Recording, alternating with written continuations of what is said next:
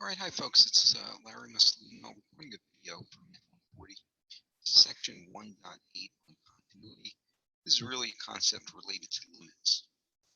So the idea of a continuous function is really one that means that there's no gaps or jumps or other interruptions in the graph.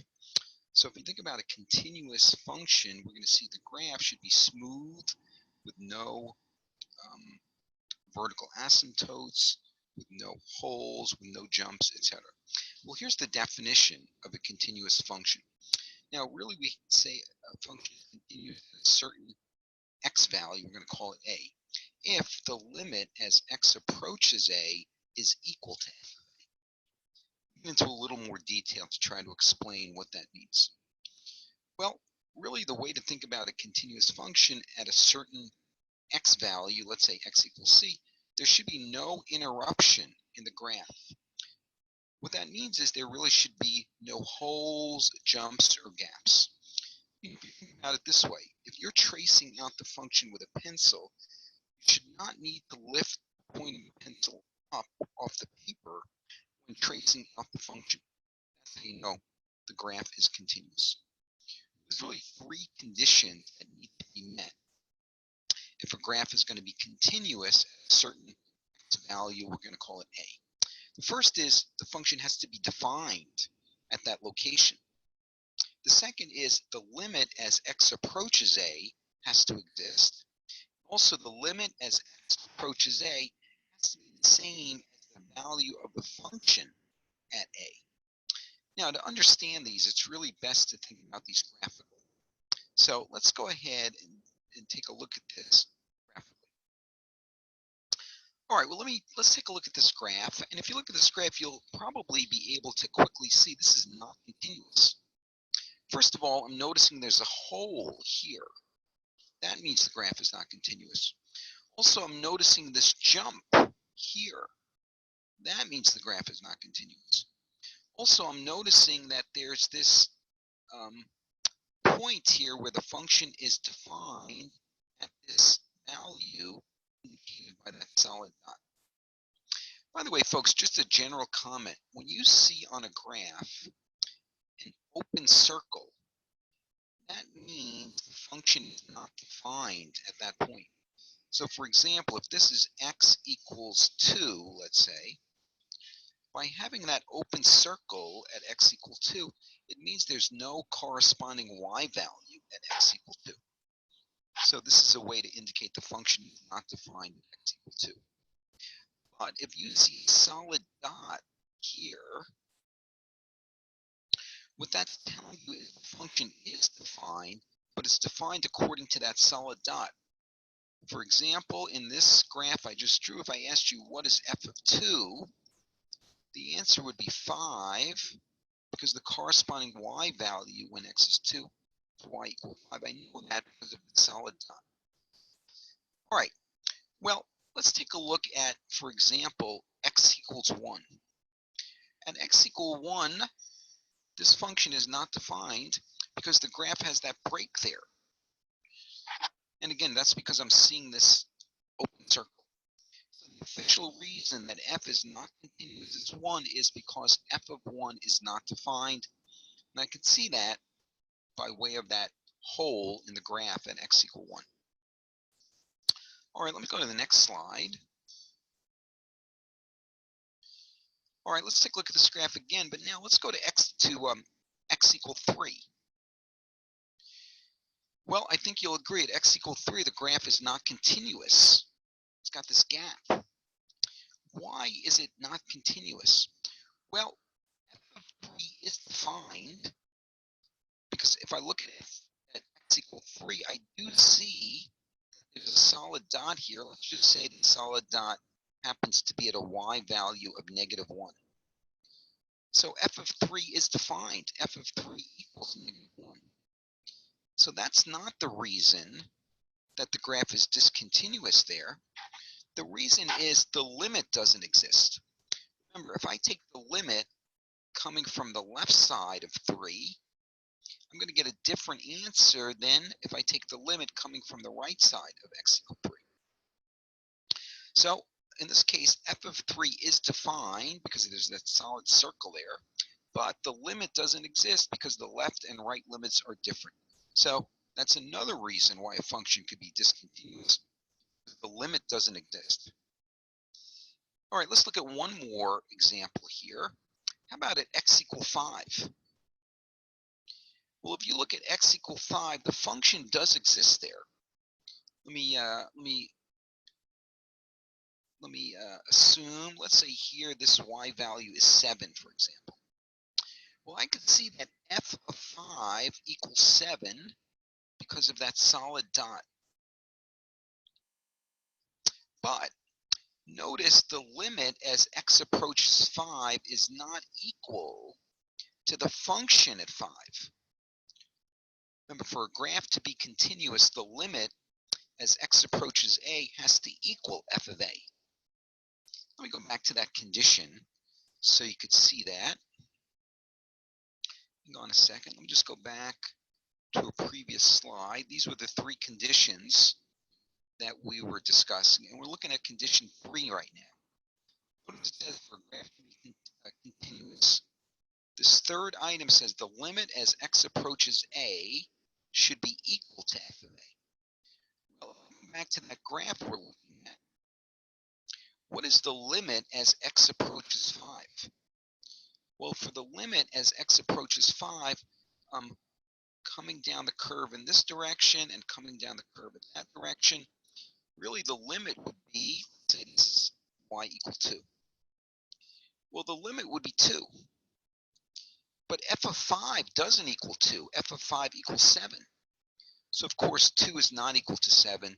So that means the function is discontinuous at 5 because the limit as x approaches 5 is not the same as the function value at 5. What if I were to move this solid dot down into this position where the hole is? Well, if I put a solid dot here, now the graph is continuous because the limit as x approaches 5 would be the same as the value of the function at f equals 5. Okay, so to just summarize, these are the three conditions that need to be met in order for a graph to be continuous. Okay, first, the function has to be defined at that value a. The limit has to exist, and the limit as x approaches a has to be the same function value when f approaches a. Okay, and really what this is trying to say is there should be no holes and no jumps in the graph if we want to consider the graph to be continuous. All right, here are three conditions. Here's a graph to show the three conditions we just discussed. So these are the three ways a graph might not be continuous. On the left graph, notice the function is not defined at this, we're going to call it x equals c. It's the number 2 to just make it a little more specific. So let's say we're talking about the number 2. On the left-hand graph, if I asked you what is f of 2, well, it's not defined because there's an open circle here on the graph at x equals 2. So because this function is not defined at x equals 2, it's not continuous. Let me go to the middle graph. Well, the limit as x approaches 2 for this function doesn't exist because I would get a different answer for the limit if I was coming from the left side versus coming from the right side. So that's why the middle graph is considered not continuous. And this third example is where the limit is different than the value of the function. Again, the limit as x approaches c would be this value here. I'm just going to make up a number here, let's say 7. But the value of the function in this example might be 3, for example. So the limit is not the same as the value of the function. That's what makes the third graph not continuous. And you could probably intuitively see that these three graphs are not continuous. Because anywhere there's a hole or a gap or a jump like this means the graph is not continuous. Continuous graph should be uninterrupted, like let's say something like this, right? A continuous graph should be no holes, no jumps, no gaps, etc. We're going to see, by the way, that a polynomial function fits the bill for a continuous function. The polynomial function will have no gaps or jumps. All right, here's a quick WebAssign example. This one says, if f is continuous, what can you say about its graph? Well, I know if it's continuous, it can't have a hole, it can't have a jump, it can't have a vertical asymptote. By the way, what's a vertical asymptote? A vertical asymptote is when a graph gets closer and closer to a vertical line but doesn't touch it. So let's say this is x equals 2, and let's say the graph does something like this. X equals 2 would be considered a vertical asymptote. But of course, this is not continuous because you can see there's an obvious break in the graph. But in this example, we're saying if f is continuous, of course, none of those conditions can apply. Okay, let's go to the next slide. All right, now here they're asking us what intervals for this graph is the blue graph continuous. All right, well, let's do this. Let's start and go from left to right and try to figure out for what values is the graph continuous.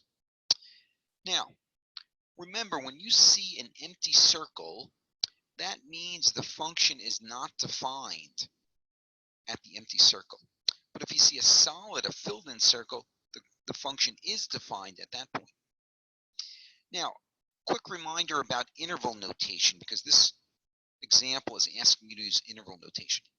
If you use a square bracket as part of interval notation, that means that endpoint is included as part of the interval. Square bracket is going to end up corresponding to a solid or filled-in circle. You put parentheses in interval notation, that means the endpoint is not included. That's going to correspond to the empty circles. For example, if I wrote an interval as 4, -2, and a square bracket on the 4, and a parenthesis on the -2, that means the interval includes x equal 4 itself, but excludes the value -2 itself. All right, well, let's take a look at this graph. First, let me go to this section. I'm going to call it section A, just to maybe label this a little bit here. Let me call this section A. I'm noticing there's a filled-in circle at x equal -4, but then an empty circle at x equal -2. So the way I would write this would be -4, comma -2, but I'm going to put a bracket on the -4. That's because I see a filled-in circle there. I'm going to put a parenthesis on the -2. That's because I see an empty circle at the -2. All right, let me go to the graph. I'm going to label this as section B. Well, I'm seeing this section goes from -2 with an empty circle. So I'm going to write that as -2 with a parenthesis. And then it's going over here to +2, but that +2 has an empty circle also, so I'm going to use a parenthesis. All right, let me keep going. How about if I label, let's say, graph part C here?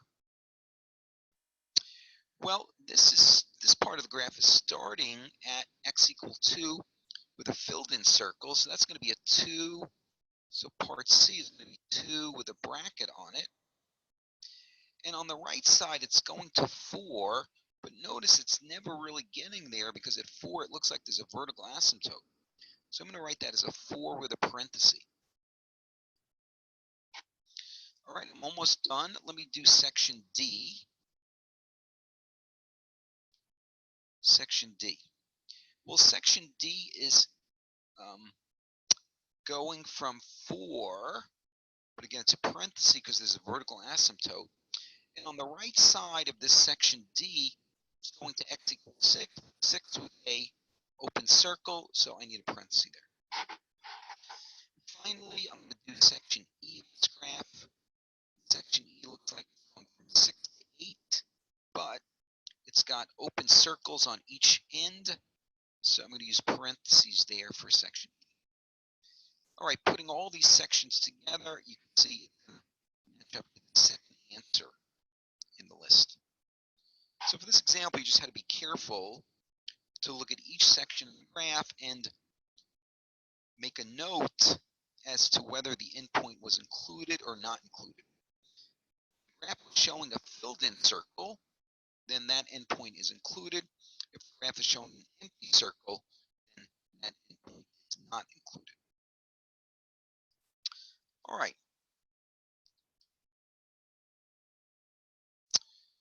Let's take a look at the top example here. All right, it says, suppose f and g are continuous functions, and it also says here g of 4 equals 5, and it also says the limit as x approaches 4 of 3 f of x plus f of x g of x equals 48, and it wants me to find f of 4. All right, now, keep in mind that they're telling me that f and g are continuous functions. Well, if f and g are continuous, what that means is that the limit as x approaches 4 of f of x has to equal f of 4. One of the conditions for continuity, you might remember. All right, so let me go ahead and write this out. I'm going to take the limit of 3 times f of x. Well, that's really going to be 3 times f of 4 plus f of 4 times g of x. Again, g is continuous, so I'm going to replace that with g of 4. And this all has to equal 48. All right, well, g of 4 I know. G of 4 was given to me as 5. So what I really have is 3 times f of 4 plus 5 times f of 4 equals 48. Well, f of 4 is like an unknown quantity. I'm trying to figure out what is f of 4. But I have 3 f of 4 plus 5 f of 4. Those are, you can almost think of those like terms. You know, you can think of it as like 3w plus 5w. That's 8. F of 4 equals 48. And now I'll just divide both sides by 8. And when I do that, it looks like f of 4 must equal 6.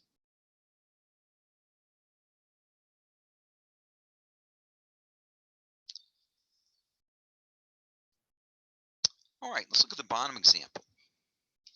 It says, for what value of constant c is the function they're giving me continuous? And here's what they're telling me for this bottom example. This is called a piecewise function. They're telling me if x is less than 3, I should use this definition for the function on top. But if x is greater than or equal to 3, I should use this definition of the function down on the bottom. Now, I know this function is going to be continuous for x less than 3, also continuous for x greater than or equal to 3. What that means is this function should have the same y value at x equal 3. Remember, if I ended up with a different y value coming from the left of 3 and the right of 3, the function would be not continuous. Because I know from the problem statement that f is continuous, it means there can be no holes or jumps at x equal 3. So one way you could think about this is the left and right sides of the function must be the same y value at x equal 3. All right, so what I'm going to do is let x equal 3, and I'm going to set the two parts of the function equal to each other. I'm sorry, I should say let x equal 3 here. Let me clear this. We're going to do x equal 3. So I'm going to let x equal 3. Well, if I do that, this top part of the function, remember I'm letting x equal 3 now, that'd be 9c plus 6.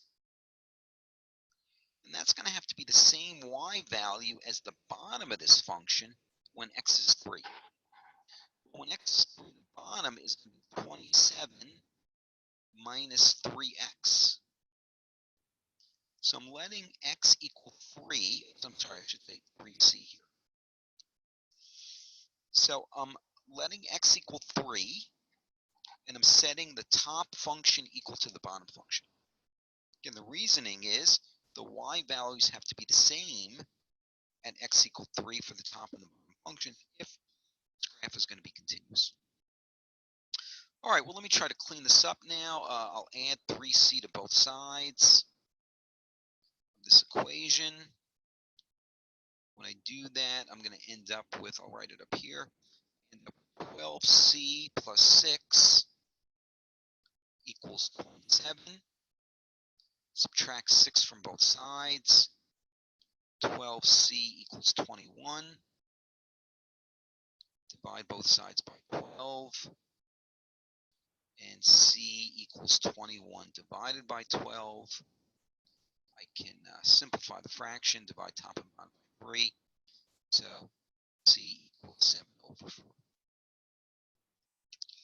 Okay, so this is, some examples asking you to think about continuity of functions. All right, folks, here's a comment that says any polynomial is continuous everywhere. That means if you think about a polynomial function, it's going to be continuous on its entire domain, negative infinity to positive infinity. What do we mean by a polynomial function anyway? Well, first, the graph for a polynomial function is going to be a smooth curve. So the graph of a polynomial function will be some smooth curve with no holes or gaps or jumps. The function would look like something, I'll just make one up. Polynomial function would be, let's say, 3x to the third minus 7x squared plus 5x minus 2, let's say. Polynomial function has to be a function where all of the exponents are positive whole numbers. Okay, so I can't have any fractional exponents. I can't also have any negative exponents for the function to be considered polynomial. All right, let's do some WebAssign examples on the next slide. All right, well, here's some notation to keep in mind. First, they're giving me f of x and g of x here. And then they're asking me to come up with f plus g of x.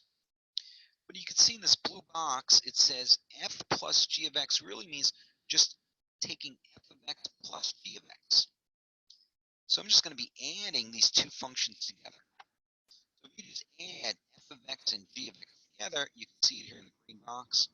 It's x squared plus x minus 2. Now it's asking me what's the domain. Well, this is a polynomial function, right? All the exponents on x are positive whole numbers. Anytime you see a polynomial function, the domain is always negative infinity, positive infinity. Okay? So any polynomial function always has domain negative infinity, positive. Let me go down here. It says f minus g of x. Well, in this blue box, it says when you see f minus g, it really means take f of x and subtract g of x. So let me do that. If I take f of x minus g of x, you can probably see it here. F of x minus g of x is going to be x minus 2. That's the f of x part. Subtract g of x, but that's minus x squared. Again, that's a polynomial function, so the domain is negative infinity, positive infinity. All right, how about fg of x here? Well, fg of x really means taking f of x and multiplying it times g of x. So let's do it. I'm going to take f of x and multiply times g of x. Well, f of x is x minus 2. G of x is x squared in this example, so I'm going to multiply them together. And you can see we get the answer here, x to the third minus 2x squared. Again, that's a polynomial function, so I know the domain is negative infinity. All right, let's do another example. One more example here. It says f over g. But f over g really means take f of x and divide it by g of x. Well, here is the fraction where I'm taking f of x divided by g. Notice this is not a polynomial function. So I've got to ask myself, what is the domain? Well, I can see that I can't let x equal 0. Because if I let x equal 0, of course I would be dividing by 0, which is not allowed. So I really have to omit x equals 0 from the domain. So you can see the answer here is negative infinity comma 0 union 0 comma infinity. Now that U symbol means union. It's a way to combine two different intervals together. So what that's really saying is the domain is every real number omitting x equals 0. So x can be any value except x equals 0.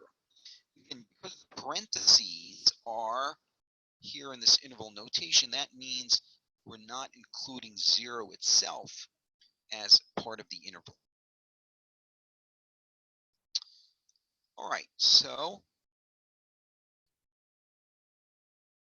one more item to talk about. It's called the intermediate value theorem. All right, here's what the intermediate value theorem says. Now, the fancy way to state it is, it says here in this pink box, suppose f is continuous. Let n be any number between f of a and f of b. Now, f of a and f of b really are the y values that correspond to the x values of x equal a and x equal b. Then there exists a number c in the interval a, b such that f of c equals n. Well, let me try to translate this. Let me go to the next slide. Here is an interval a and b marked on the x-axis. So imagine I mark down here f of a and f of b. So here is f of a. So I'm referring to this dot right here.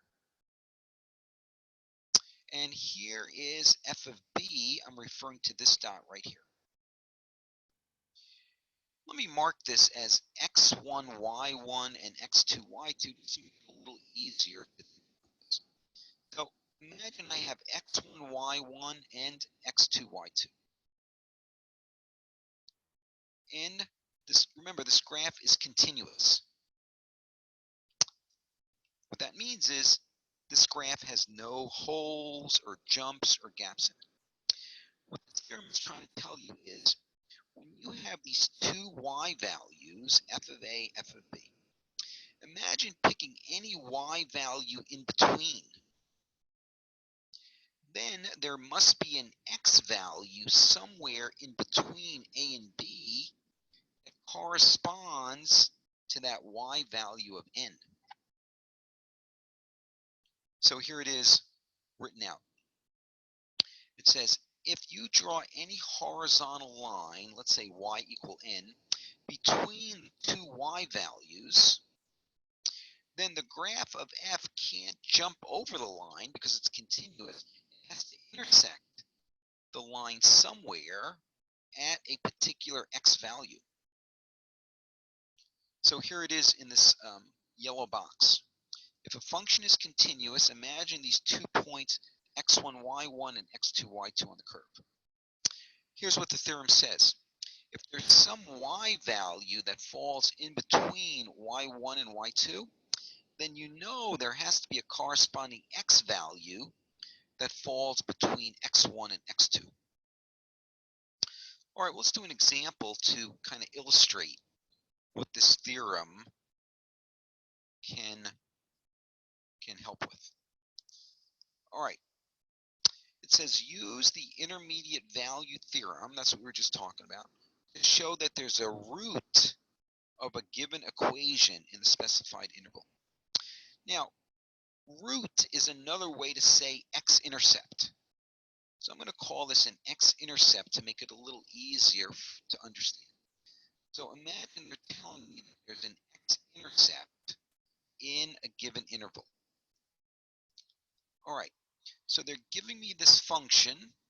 Looks like it's x to the fourth plus x minus 7.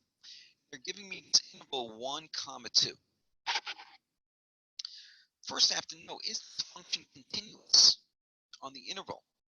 It is continuous because it's a polynomial function. And I know every polynomial function is continuous. So because f of x here is polynomial, I know it's continuous. Now they're asking me to work out f of 1. Well, f of 1 just means replace x with 1 in the function. So if I do that, it's going to be 1 to the fourth plus 1 minus 7. All I'm doing is replacing x with 1 in the original function.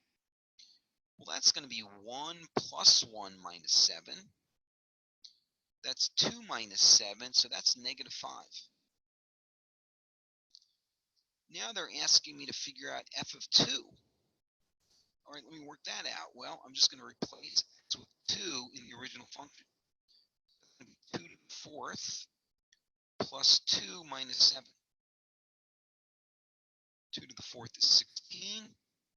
16 plus 2 is 18. So that's 18 subtract 7, which looks like 11. So now they're telling me that there must be a number in this interval such that f of c equals 0. Well, let me see what they're trying to say. Let me graph this if I can. So let me mark the interval. Let's say here's x equal 1 and here's x equal 2. Now we just figured out that at x equal 1, the y value is negative 5. So here is negative 5. So here's the first x value, 1 comma negative 5. When x was 2, we figured out that the y value was 11. So here's 11. So we know this point is on the graph. This is 2 comma. And we know this is a continuous function. So that must mean the graph is continuous. So I'm going to draw some graph. I don't know exactly what it looks like, but I'm just going to draw it connecting the two dots. Well, notice the one y value is 11. The other y value is negative 5. Can we conclude that there must be an x-intercept in between x equal 1 and x equal 2? Yes, because if the graph starts out at negative 5 but ends up at 11, it had to go through the x-axis, right? For the graph to go from a y value of negative 5 up to a y value of 11, it must cross the x-axis. Across the x-axis, then that's an x-intercept. An x-intercept is also called a root. So by considering that intermediate value to be 0 for the y value, we can conclude there's a root or an x-intercept somewhere in this interval between x equal 1 and x equal 2. I don't know exactly where the x-intercept is. All I can say is it's somewhere in between x equal 1 and x equal 2. There are ways to get a more precise estimate of the x-intercept, but we won't do that right now. Okay, so I hope this is useful for you in section 1.8 talking about continuity of functions.